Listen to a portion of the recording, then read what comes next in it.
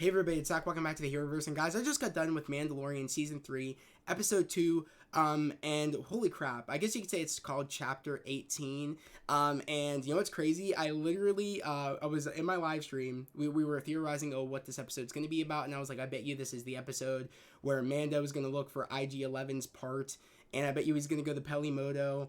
And he's probably, because it makes the obvious sense because, she is, has the connections with the Jawas to get, parts. So I was like, he's looking for a part for IG-11 so he can have that droid to back him when he goes to Mandalore. So he can go to the mines of Mandalore and pretty much, get,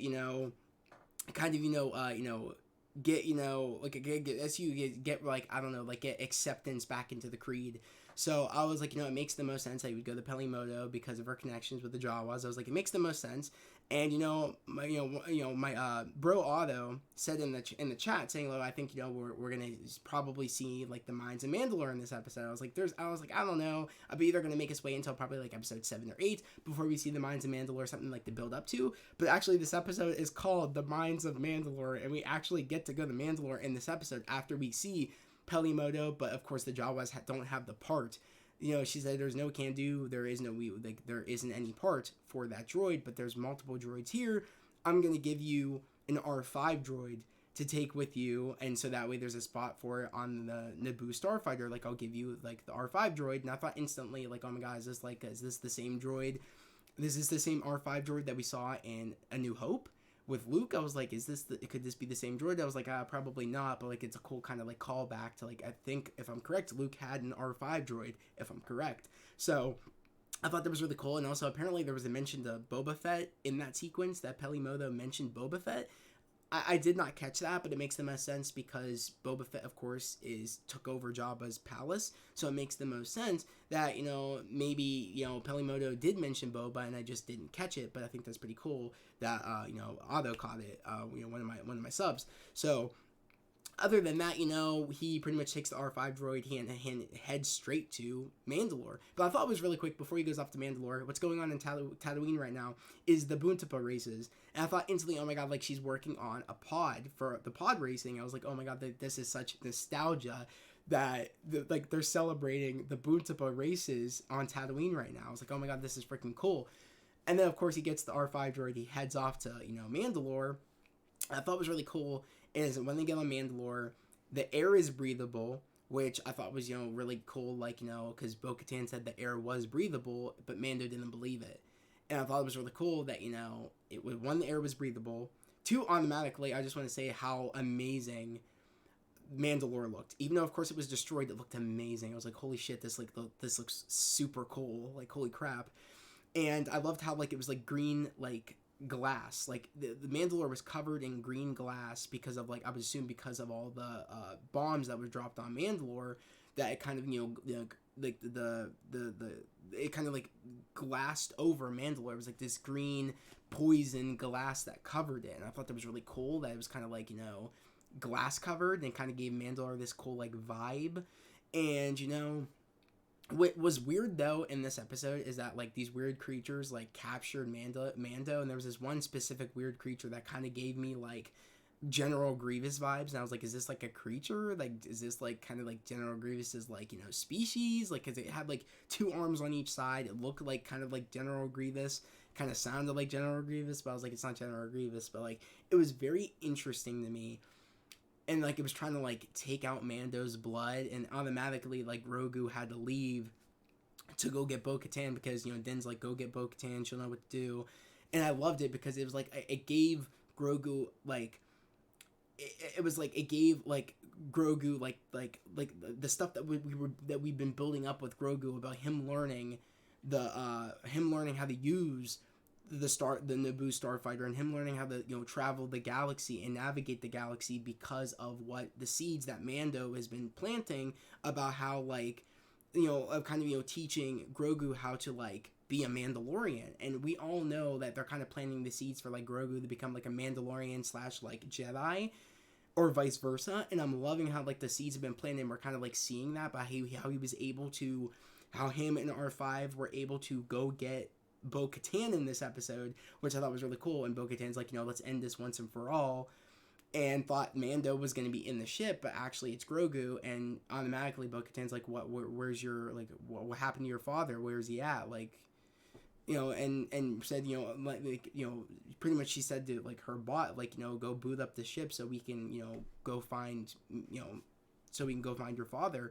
And I love that, like, Grogu was scared, you know what I mean? But, Grogu was brave, and I loved that too. Like, it's really showing, like, and also we were having conversations in my live chat. That's why I love these watch parties, because we're having conversations even after the episode was done. Like, what color would Grogu's lightsaber be? Because eventually, like, we're going to see Grogu, like, Grogu's color of the lightsaber that Luke eventually, like, took away from Grogu when he chose to go with Mando.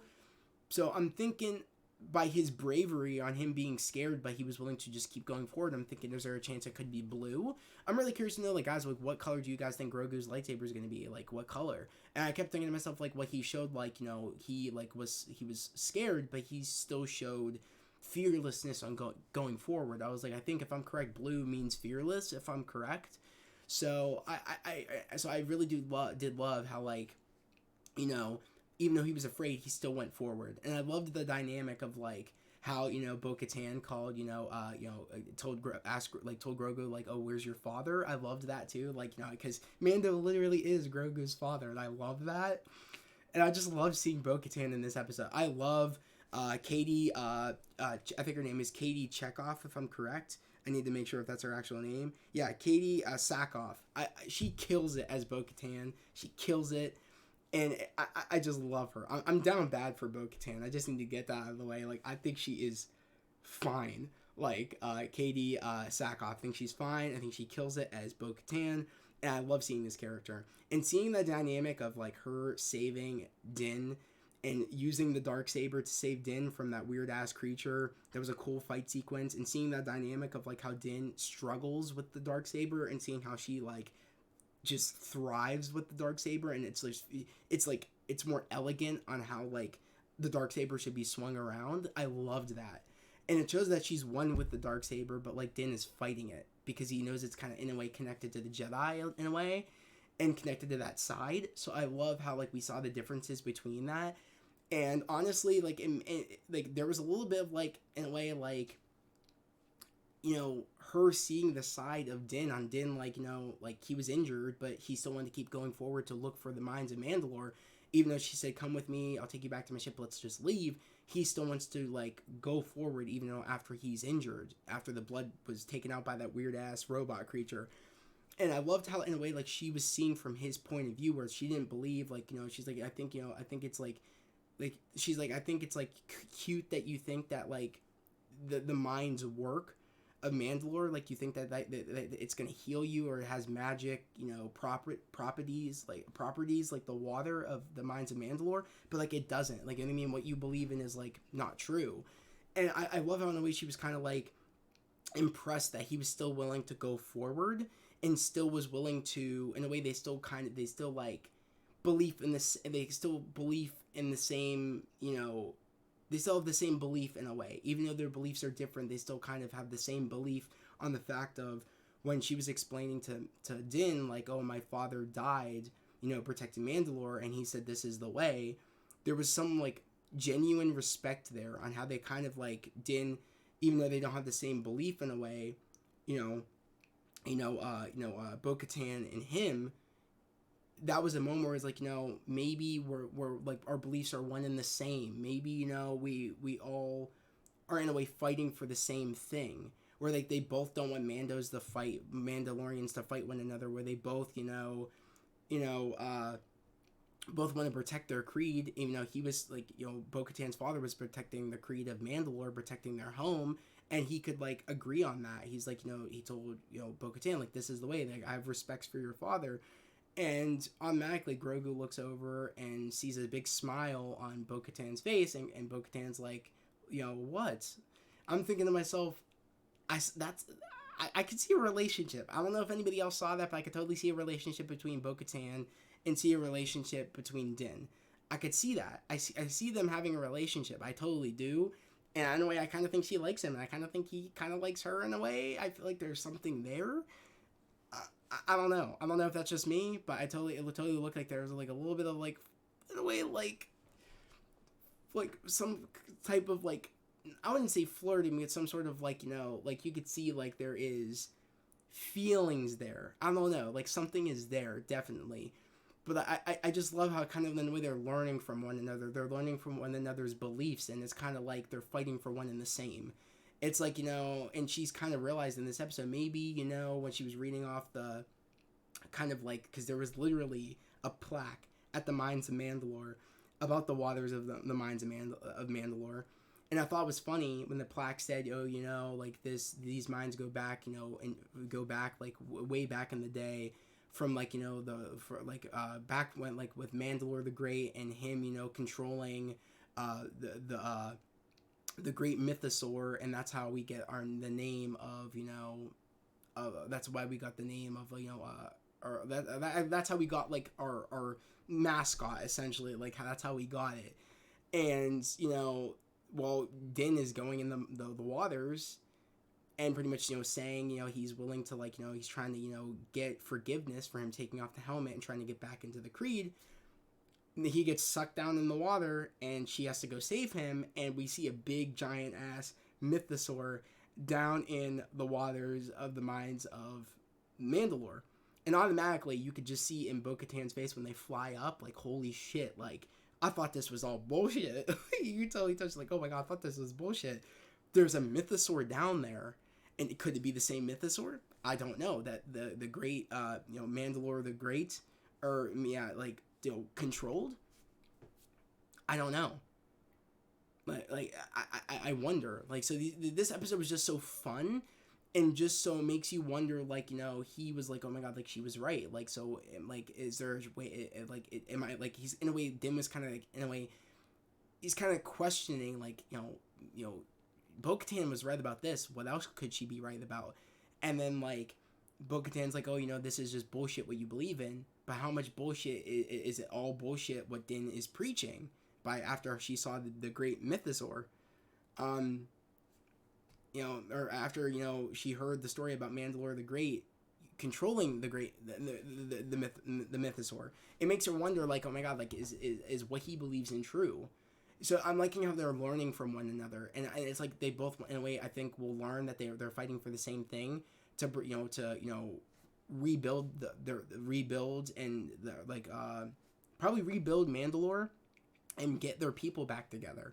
You know what I mean? Like, and they all fight for one and the same thing, and you know what I mean, and rebuild the Mandalore back, or build a new home somewhere else. I don't know. All I know is I feel like I don't know if we're done on Mandalore. I have that question, like, because we got it so early in the season. Are we done with Mandalore? Are we gonna keep coming back to Mandalore? Are we gonna is the end game rebuilding Mandalore? I don't know. Like, getting like everybody together to rebuild the civilization of Mandalore, like the planet of Mandalore. Are they going to get everybody together to do that, and all kind of be like, kind of like, in a way, because they're all they know that they kind of have like or is like, I question, like, even though they have their own beliefs, it's kind of like one and the same. And I feel like this episode kind of showed that they're all kind of fighting and believing in one and the same thing, and learning from one another. So I'm just excited to see going forward, like, what episode 3 is going to be about.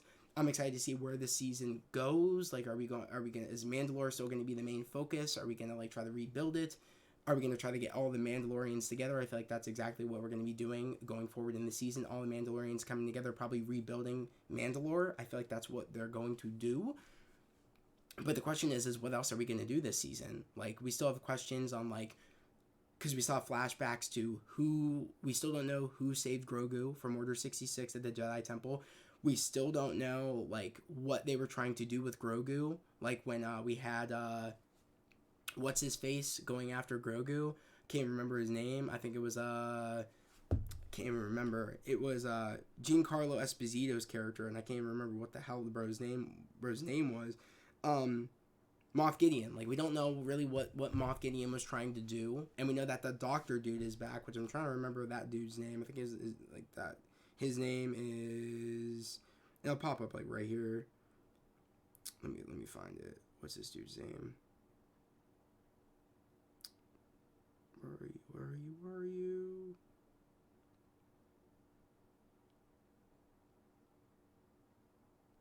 Damn, I can't even find him. You guys probably know who I'm talking about. The doctor that we saw in the trailer. Like, I wonder what he's, because he's most definitely probably still working with Moff Gideon. I would assume.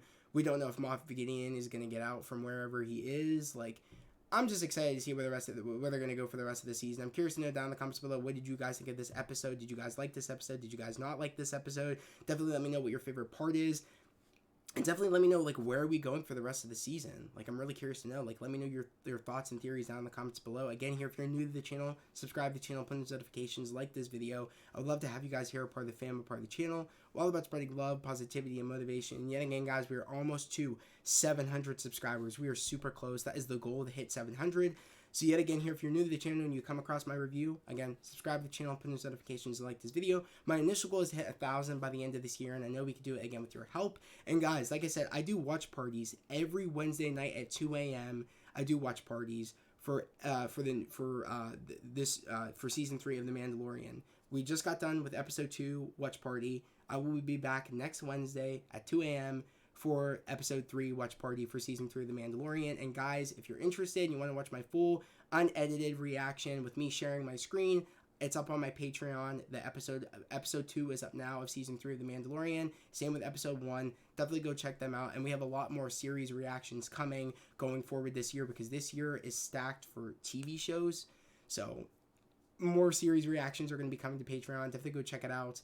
It's in the description it's down in the description as always, and same with my social media. So definitely go follow me on my socials, whether it be Instagram, Twitter, TikTok. Go follow me. But guys, that was the video. I hope everybody has a great day, a safe day, and I'll see you guys next time. Peace.